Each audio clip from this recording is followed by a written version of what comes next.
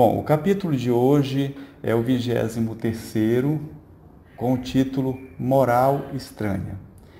Então, esse capítulo, Allan Kardec, ele reuniu várias frases que foram ditas por Jesus, né, e que foram mal compreendidas. Tá? Então, Kardec destacou um capítulo exclusivo para tentar explicar realmente o que Jesus quis dizer. Tá?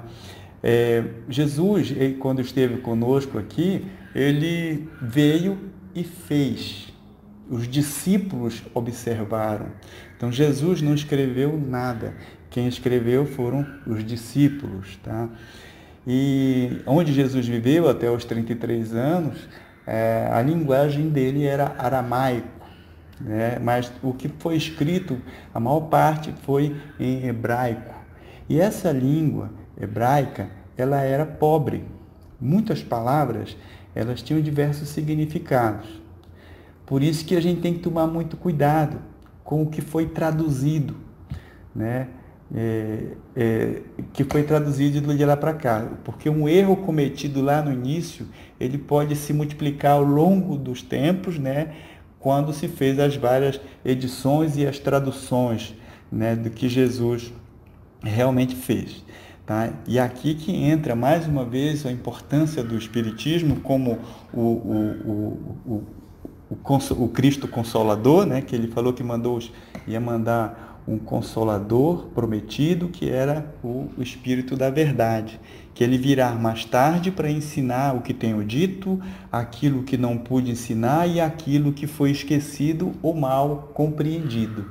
Então aí Kardec está atendendo, colocando essas informações num capítulo exclusivo para explicar realmente o que Jesus quis de fato dizer.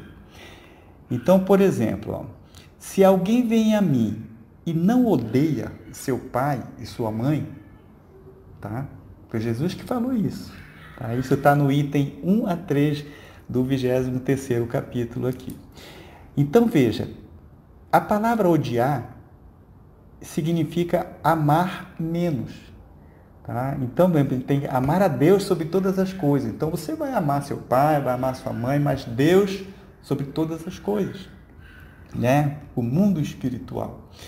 Então, outro exemplo que foi dado nesse capítulo é: e Jacó amou também mais a Raquel que a Lia. E Jeová, vendo que Lia era odiada, então não é que Lia era odiada, é que Lia era menos amada em relação a Raquel. Então, olhe como é que é o uso do verbo para você entender melhor, tá? Então, odiar significa amar menos. Na época, inclusive, a acepção moderna de odiar é aborrecer. Então, assim, amar o pai ou a mãe, ou aborrecer o pai e a mãe, não é isso que Jesus quis dizer. Tá? Você vai amar seu pai, sua mãe, mas você vai amar Deus acima de tudo. Então, vai ser que amar mais Deus do que o seu próprio pai ou a sua mãe, ok? Olha outra frase que foi dita também por Jesus aqui. Abandonar pai, mãe e filhos. Uma outra frase, Jesus falou isso. Então, quer me seguir? Você vai ter que abandonar o teu pai, a tua mãe e filhos. Está no item 4 ao 6 também desse capítulo. Na verdade, gente, Jesus ele não significava que ele queria que você rejeitasse a família, né, para poder seguir ele. Na verdade, isso seria uma negação da doutrina de Jesus, né? Então, o que ele queria dizer com essas palavras é que os interesses da vida futura prevalecem sobre os interesses humanos. É isso que ele quis dizer. Não pediu para você renunciar à sua família, né? Que tem que prevalecer esses interesses da vida futura. Então, alguns casos, alguns fatos, vai fazer você se separar da sua família, né? A moça, por exemplo, a jovem, vai casar, vai construir uma nova família, ou o jovem vai casar, construir uma nova família, às vezes eles vão para outro estado, para outro lugar, procurar emprego, né? Ou então vão casar, vai para outra cidade. Então, é uma separação necessária. Mas o que é que vai separar? Vai separar os corpos, não vai separar o espírito, né? Então, a moça vai, o jovem vai, mas espiritualmente estão conectados, porque são espíritos familiares, né? No interesse pela pátria, por exemplo, né, os jovens vão servir as forças armadas, exército, marinha, aeronáutica, não é? E eles vão para outra cidade, às vezes, para longe dos pais. É uma separação necessária, né? É uma separação necessária. E também no interesse da vida futura. Então, muitos se separam, né, das suas famílias para seguir a Jesus de fato, como aconteceu com os apóstolos, né? Tanto é que Pedro falou: quanto a nós, vês que tudo deixamos e te seguimos. Tá? Isso aqui está em Lucas, no capítulo 18. Tá? Então, observem que essas separações, gente, elas são necessárias ao progresso. Tá? Muitas famílias, raças, elas se abastardam desde que não se entrecruzem. Então, olha, quando um jovem vai para uma outra cidade, conhece outra moça bem distante, então eles vão, se relacionam e se casam. Então, isso é bom para a miscigenação, né? Você vai para um outro país, culturalmente bem diferente, então isso é importante para o progresso moral. E também para evitar os problemas de consanguinidade, né? As pessoas que vivem na mesma família se relacionam, se casam e têm problemas de consanguinidade. Então, você pode... que essas separações, elas são importantes, né? No interesse do progresso moral e físico. Tá? Então, o que nós precisamos entender disso aqui é que os verdadeiros laços de afeição são os laços do espírito e não do corpo. Tá? Que não se rompe nem pela separação, nem pela morte do corpo, e que se fortalece pela depuração do espírito. Então, significa que quando você se separa, existe uma necessidade que isso ocorra para o progresso, né, moral e físico. Então, isso são leis naturais que nós precisamos entender, tá? Entender isso aí. Então, abandonar pai, mãe e filhos, você pode abandonar por várias razões. Então, para servir as Forças Armadas, para o casamento, ou para seguir Jesus, né, integralmente. Outra frase também que foi deixada por Jesus, ó: deixai aos mortos o cuidado de enterrar seus mortos. Esse está no item 7 a 8 também desse capítulo 23º. Então, por exemplo, Jesus falou, né, segue-me. E o jovem falou: Senhor, permita-me que eu vá primeiro enterrar o meu pai. E Jesus imediatamente falou, né? Deixe os mortos enterre seus mortos, e tu vais e anuncia o reino de Deus. Tá? Então, na verdade, gente, Jesus não estava censurando aquele filho que desejava sepultar o pai. Na verdade, Jesus estava fazendo um convite, tá, para aquele jovem para cuidar dos interesses da vida futura. Tá? É isso que ele quis dizer. Então, a vida espiritual é a verdadeira vida. A vida normal do espírito, transitória e passageira. É isso que ele quis dizer. Tá? Então, nós não vamos jamais sentir a falta do corpo, e sim a falta do espírito. Olha que interessante ver isso, né? Então, os nossos entes queridos vão, o corpo está ali, enterrou, morreu, tal. Mas o que fica, a saudade que fica, é do espírito. A falta que nós temos é do espírito, né? E como são espíritos familiares, em breve estaremos juntos novamente, né? Então, Jesus lhes ensina dizendo: não se preocupes com o corpo, pensa antes no espírito. Vai ensinar o reino de Deus. Vai dizer aos homens que a pátria deles não é a terra, mas o céu. Né? E a gente tem aquela frase do Jesus, né, falando, né, que guarde os seus tesouros no céu e não na terra. Né? Então é isso, nós temos que nos preocupar de fato com o espírito. Então é isso que Jesus quis dizer com essa frase, né? Para você se preocupar com a vida futura. Então, o que é que esse jovem vai fazer?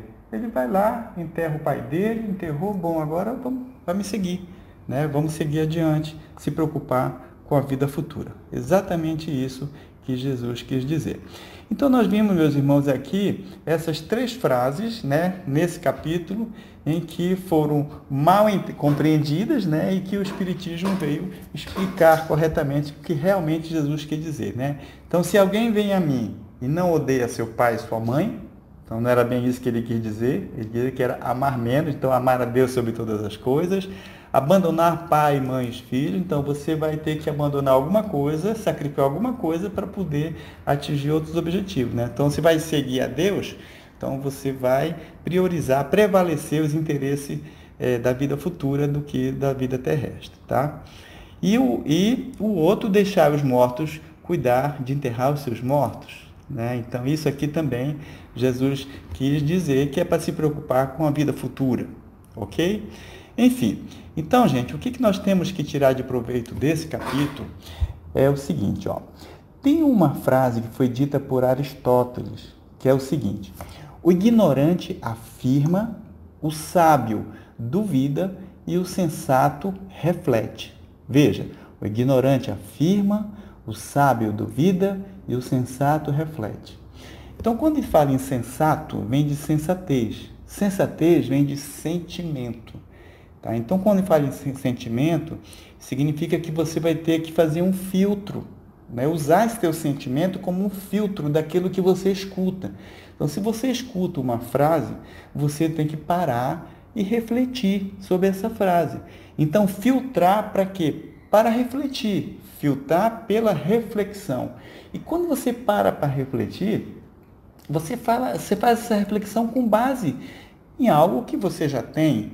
Tá? Você fala com base numa fé, uma fé raciocinada, né, que o Espiritismo preconiza, com base na ciência, nos conhecimentos que estão disponíveis e com base no saber espiritual. Então, é com base nisso que você vai filtrar. Tá? Então, aí que surge o termo bom senso. Então, o termo bom senso é aquilo que a gente tem que sempre parar e refletir, né? E com o coração, com aquilo que a gente tem no coração, né? Então, antes de você sair por aí divulgando alguma coisa que foi te dita, né? Você precisa entender se aquilo é útil, é para o bem, é justo e é verdadeiro, né? Então, você tem que fazer essas perguntas sobre alguma informação que te deram antes de você sair divulgando por aí. Você levar adiante. Às vezes a gente mesmo, né, no WhatsApp, a gente vê o negócio e já sai divulgando. Ué, mas eu vou divulgar isso aí. Não, mas isso aí vai prejudicar fulano. Isso não é bom, não é justo, não é correto, né? E muito menos se não é verdadeiro. Então, nós temos que ter esse BS, que a gente chama que é o bom senso. Então, esse bom senso é sempre a gente fazer a pergunta: é para o bem? É útil? É justo? É verdadeiro? Então, se a gente fizer esses questionamentos, a gente vai só filtrar essas informações e só repassar, só levar adiante aquilo que for realmente justo, útil e verdadeiro. Então, veja, quem sente não vai duvidar, mas também não vai acreditar e nem sair por aí afirmando, né, sem estudar antes.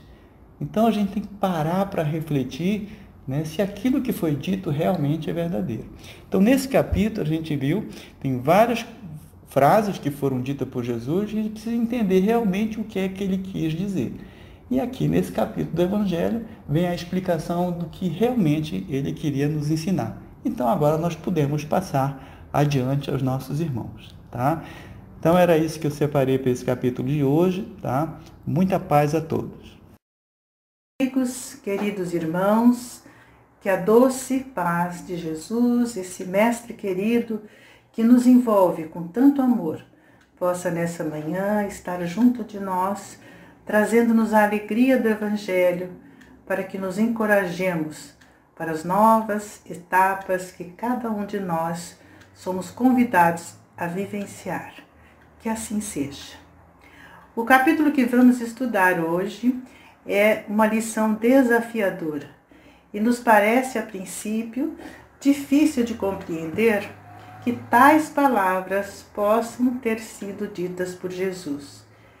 Expressões estranhas e chocantes, tais como aborrecer pai e mãe, abandonar pai, mãe, filhos, deixar os mortos enterrem os seus mortos.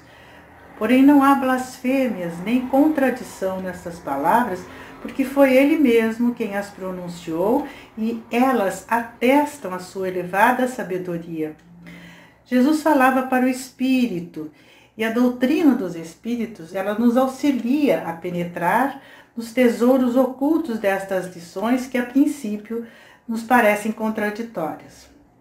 O Espiritismo nos traz a chave, porque nenhuma palavra de Jesus é absurda. Temos que compreender o seu sentido alegórico e profundo, porque se ainda não compreendemos muito bem alguma lição do Cristo, se ela nos parece contraditória, se ainda não conseguimos alcançar algum entendimento edificante, o problema não está na lição. Está certamente na nossa limitação para entender a interpretação. Dentre as expressões deste capítulo, e também devido ao tempo que nós temos, nós escolhemos para estudar mais profundamente essa frase de Jesus. Não julgueis que vim trazer a paz à terra, não vim trazer-lhes a paz, mas a espada. Como entender isso? Se foi ele mesmo, Jesus, quem em outra ocasião disse, e está registrado em João, capítulo 14, versículo 27, ele disse: a minha paz vos dou, vos deixo, mas não vou-la dou como o mundo a dá. Então vejam, ora ele deixa a paz, ora ele não deixa. Então como nós vamos entender isso? Seriam esses conceitos de paz diferentes? Sim. O mundo ele vai nos propor um caminho para alcançarmos a paz. E o Cristo nos apresenta outro tipo de paz. Para o mundo, a paz é entendida como a ausência de lutas, de dificuldades, de aflições, uma vida estável. Essa é a paz do mundo. Porém, se nós analisarmos a nossa vida, ela é cheia de altos e baixos. Nós vivemos em combates, constantes lutas para nos equilibrarmos. Porque quando a saúde vai bem, um problema financeiro surge. E quando as finanças estão bem, nós perdemos um ente querido. Então assim é a nossa vida na Terra. Nós vivemos lutando com as circunstâncias, tentando equilibrá-las, vivemos dias de paz e outros nem tanto. Então que paz é essa? Que quando não é uma coisa, é outra. Essa é a paz do mundo. E a paz do Cristo, qual será? Quando nós olhamos para a vida do Cristo e dos seus seguidores, também nós vemos que a vida deles foi sempre uma vida marcada por lutas, por desafios, por mudanças constantes. E a pergunta é possível, mesmo assim, alcançar a paz? Sim, porque todo aquele que segue o Evangelho de Jesus há de ter um dia tudo o que ele conquistou. Porque o Evangelho do Mestre, a Boa Nova, ela é um modo de vida de um ser que já se harmonizou completamente com a lei divina. Então, é viver em plena comunhão com Deus, com as suas leis. Isso não quer dizer que nós não teremos dificuldades e aflições. Está lá em João, no capítulo 16, versículo 33. Neste mundo vocês terão aflições, contudo tenham bom ânimo. Eu venci o mundo. E é isso mesmo, meus irmãos. Aos poucos nós vamos juntando as pecinhas e entendemos que é preciso repensar essa paz do mundo. Com o Evangelho do Cristo, nós aprendemos que as virtudes se constroem nas dificuldades, que ninguém será paciente se viver isolado, que sofreríamos bem menos se nós entendêssemos melhor as leis divinas e não nos afastássemos delas. ou melhor, se nós fôssemos resignados. Santo Agostinho, no capítulo 5 do Evangelho segundo o Espiritismo, no item 19, ele nos fala que a fé é o remédio certo para o sofrimento. E ele continua dizendo: eu vos digo que aquele que sofre e que tiver a fé como apoio será colocado sob a proteção de Deus e não sofrerá mais. Felizes os que sofrem e choram, que suas almas se alegrem, porque serão atendidas por Deus. Meus irmãos, não nos esqueçamos que a nossa terra não é ainda um lugar de alegrias, um paraíso de delícias. Aqui viemos para provar ou expiar, mas nem por isso nós precisamos fazer dela, da terra, um vale de lágrimas. Aprendemos com a doutrina espírita que todas as circunstâncias estão sujeitas aos desígnios do alto e que dessa vida nada mais é do que um convite para a nossa evolução. Vamos percebendo então que os inimigos da nossa paz, da nossa estabilidade, do nosso equilíbrio não são as circunstâncias e que principalmente não moram fora de nós. Finalmente, nós haveremos de reconhecer que o grande embate em busca da paz não será aquele que tentamos a todo custo dominar as circunstâncias e as pessoas ao nosso redor. O embate agora se transfere para dentro, é a luta transformadora da nossa postura interior. Um embate, uma luta conosco mesmo. É essa a paz que Jesus nos fala. Batalhar dentro, vencendo os verdadeiros adversários de nossa paz. Ou seja, aprendendo a lidar com as dificuldades, aprendendo a lidar com as circunstâncias exteriores. É essa a grande mudança que o Evangelho nos convidará a fazer. Nos esforçarmos no limite de nossas forças para viver como Ele, Jesus, viveu. Claro que nós não vamos conseguir isso da noite para o dia, mas devemos nos esforçar para seguir seus passos, para seguir o seu Evangelho. Em outras palavras, nós podemos dizer, com Jesus, com o seu Evangelho, vamos aprendendo que enquanto não combatermos a nós mesmos, seremos as raízes das aflições, das angústias, estaremos em constantes combates com os outros e com as circunstâncias tomadas por nós como nossos adversários, quando na verdade eles são os professores que nos ajudam a entender o que realmente precisamos combater está dentro de nós. Que nós nos ferimos não por aquilo que o outro fala para nós, mas sim pelo orgulho que se feriu com aquilo que nós ouvimos do outro. Nós nos ferimos pela inveja ferida em relação à vida do outro. E nos ferimos também com a maledicência que fazemos, com os julgamentos que fazemos do outro. Então, olha aí o que realmente ameaça a nossa paz. Não é o outro que nos fere, mas como nós lidamos com o que vem do outro. Aí está a espada que Jesus se refere. Não a espada da violência que feria o outro, como no seu tempo, mas a espada que simboliza o combate interno de cada um. Quando entendemos esse ensinamento de Jesus, nós vamos voltando àquela espada que antes estava voltada para o semelhante, para a vida, para a guerra que travávamos com as circunstâncias e com os outros. Agora nós voltamos essa espada para nós mesmos, matando o que realmente nos faz sofrer. Orgulho, egoísmo, inveja, ego. Daí então inicia-se o bom combate. Conseguimos agora entender o que Jesus quis dizer. Não julgueis que eu vim trazer a paz à terra, não vim trazer-lhe paz, mas a espada. Sim, Jesus quer nos dizer que a nossa paz será aquela conquistada através de uma imensa luta e um tremendo esforço para vencer a nós mesmos e as nossas más tendências. Meus irmãos, aí estão as duas formas de paz.